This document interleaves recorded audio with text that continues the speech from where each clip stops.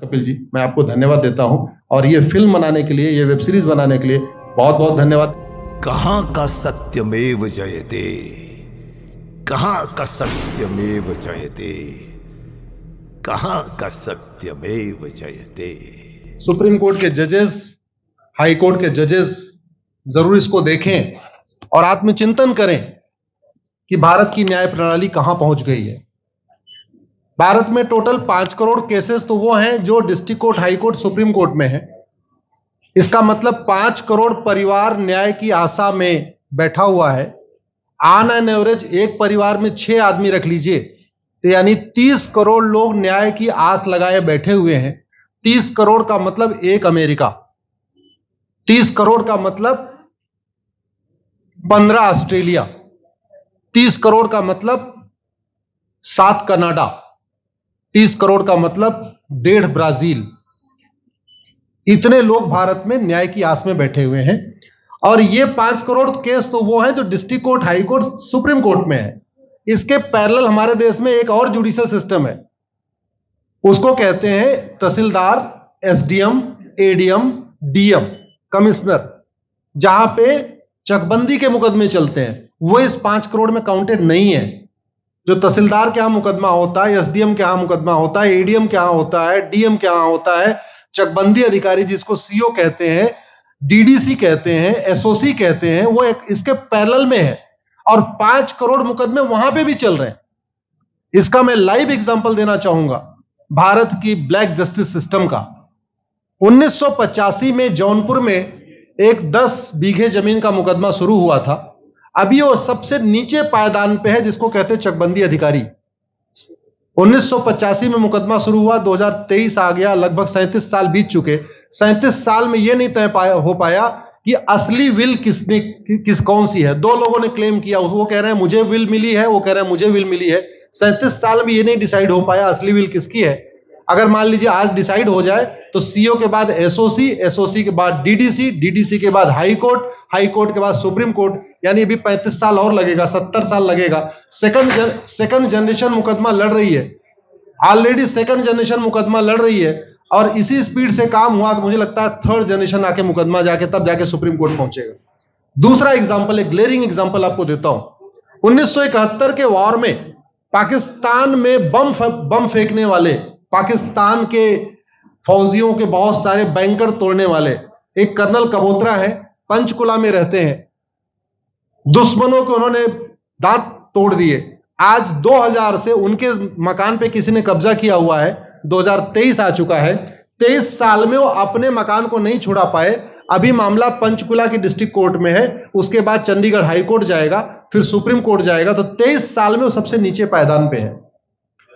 वास्तविकता यह है, अंग्रेज चले गए, अंग्रेजी कानून यहीं छोड़ गए, अंग्रेजी व्यवस्था यहीं छोड़ गए। यह व्यवस्था भारत में न्याय देने के लिए नहीं बनी थी। यह जो न्यायिक जुडिशियल सिस्टम था भारत में जो बनाया गया, वो केवल और केवल भारत को लूटने बांटने के लिए बनाया गया था। क्योंकि कानून वही चल रहा है, जुडिशियल सिस्टम वही चल रहा है, इवन हमारा ड्रेस भी वही चल रहा है। अंग्रेज काले कपड़े पहनते थे, हम भी काले कपड़े पहनते हैं। अंग्रेज जून के महीने में उनको गर्मी लगती थी तो 1 महीने छुट्टी करके इंग्लैंड चले जाते थे।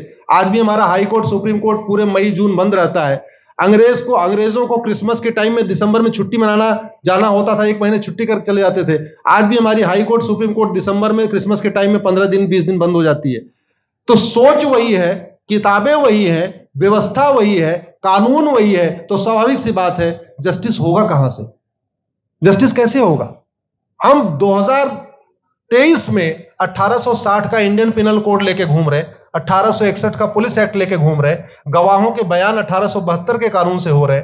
हमने सब कुछ वर्ल्ड क्लास कर लिया, लेकिन अपने जस्टिस सिस्टम को कंपेयर करने की कोशिश ही नहीं किया। जितने में एक एयरपोर्ट बनता है, एक एयरपोर्ट बनाने में 25,000 करोड़ की लागत आती है। अगर हमारी सरकारों ने एक एयरपोर्ट की कीमत जुडिशियल सिस्टम पे खर्च कर दिया होता तो हमारी न्यायिक व्यवस्था अच्छी हो गई होती। आज घटिया, चूंकि अकाउंटेबिलिटी नहीं है, जुडिशियल सिस्टम में कोई अकाउंटेबिलिटी नहीं है, किसी के साथ न्याय हो जाए अन्याय हो जाए कोई फर्क नहीं पड़ता। निर्दोष को जेल हो जाए, जज की कोई अकाउंटेबिलिटी नहीं, दोषी को बेल हो जाए, जज की कोई अकाउंटेबिलिटी नहीं। लाखों लाख लोग जेल में सड़ रहे हैं, लाखों धोखेबाज भ्रष्टाचारी बाहर घूम रहे हैं, मूल कारण है ब्लैक जस्टिस सिस्टम। आपने बहुत अच्छा आपने इस पे वेब सीरीज बनाया है, और इस देश में world class airport, world class highway, world class shopping mall, सब कुछ वर्ल्ड क्लास बना लिया। इनफैक्ट अपना मोबाइल का डेटा सुरक्षित रखने के लिए हमारे सांसद, विधायक, जज आईफोन भी यूज करते हैं। अमेरिका का आईफोन यूज करते हैं हमारा डेटा सुरक्षित हो जाए, लेकिन भारत सुरक्षित हो जाए उसके लिए यह नहीं देखते कि जापान में कौन सा कानून है, अमेरिका में कौन सा कानून है, सिंगापुर में क्या अच्छा चल रहा है। कनाडा में रेंट का मामला एक डेट में खत्म होता है। सिंगापुर में अभी कुछ दिन पहले एक व्यक्ति के पास 900 ग्राम गांजा पाया गया, उसको फांसी हुई है। दोबारा वहां ड्रग स्मगलिंग होगी क्या? तो भारत में चाहे वो ड्रग स्मगलिंग है, माफिया राज है, ह्यूमन ट्रैफिकिंग है, इन सब के लिए हमारा जस्टिस सिस्टम जिम्मेदार है। कोई भी अपराध होता है उसमें दो पक्ष होता है, एक पीड़ित, एक अपराध करने वाला। जो पीड़ित होता है वो चाहता है जल्दी उसको न्याय मिल जाए, अपराध करने वाला चाहता है मुकदमा लंबा चले। भारत का न्यायिक सिस्टम अपराध करने वाले के साथ खड़ा है। बलात्कारी चाहता है उसका मुकदमा 30 साल चले, और मुकदमा 30 साल चलता है।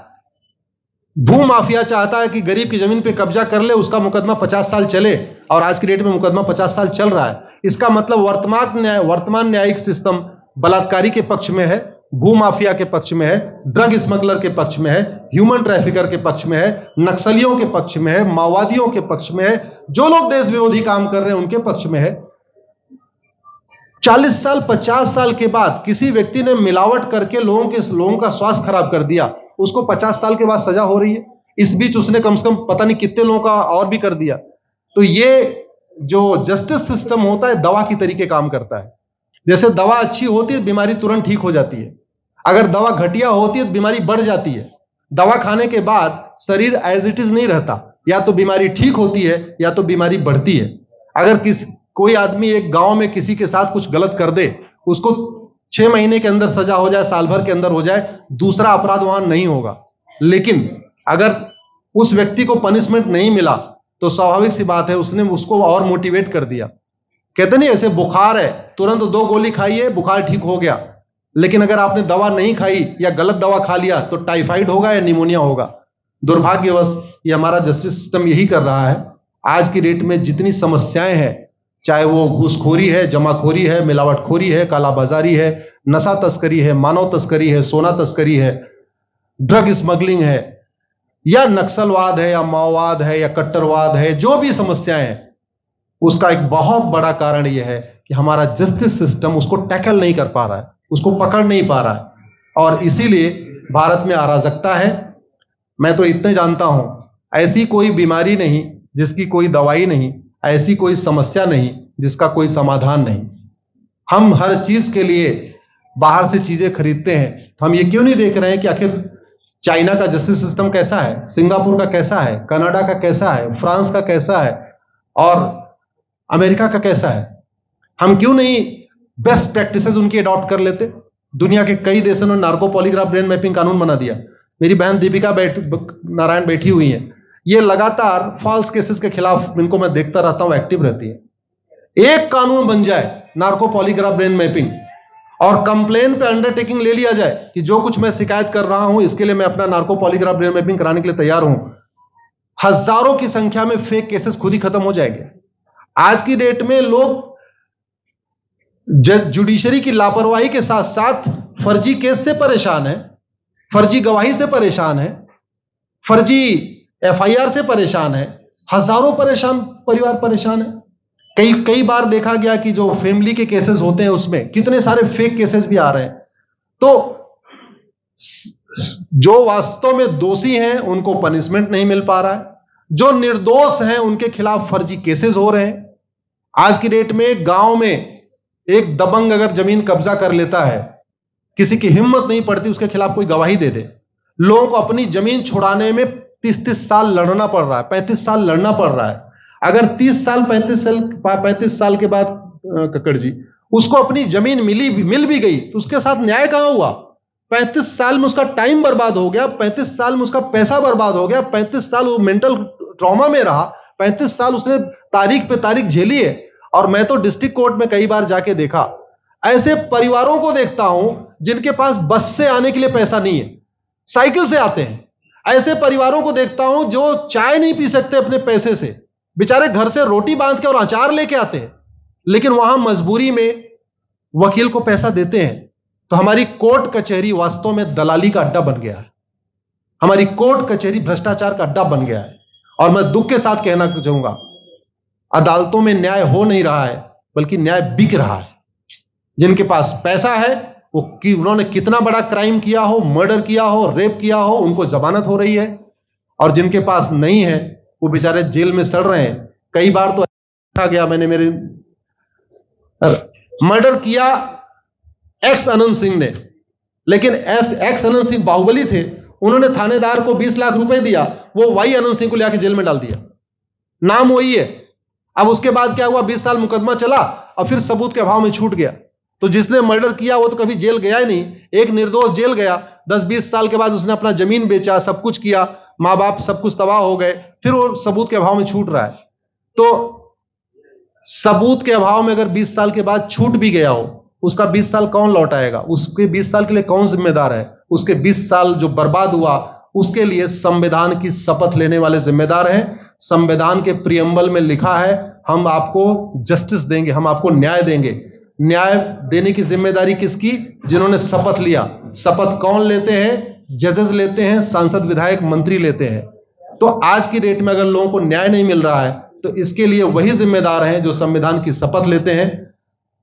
संविधान की शपथ लेने वालों को वेतन, भत्ता, गाड़ी, बंगला इसीलिए मिलता है कि लोगों को न्याय मिल सके, फास्ट जस्टिस मिले, कंप्लीट जस्टिस मिले।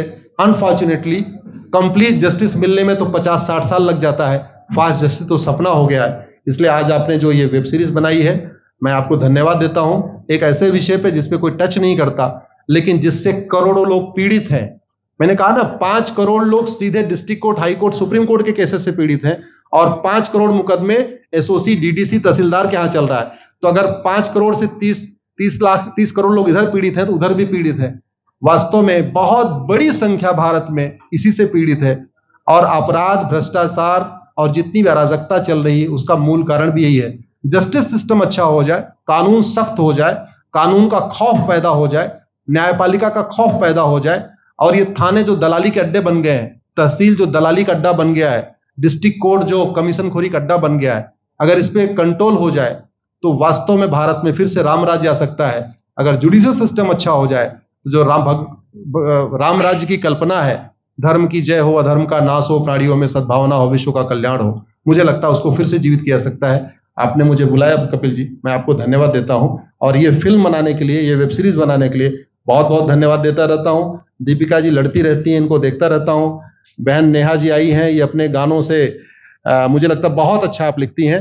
और इसी तरीके से कड़वा सच आप लिखते रहिए, कड़वा सच गाते रहिए। लोग आज की डेट में, यंग जनरेशन कड़वा सच सुनना चाहती है। मीठे झूठ ने इस देश में शुगर, डायबिटीज पैदा कर दिया। भारत केवल लोग डायबिटीज से नहीं पीड़ित हैं, बल्कि हमारी व्यवस्था को डायबिटीज हो चुका है।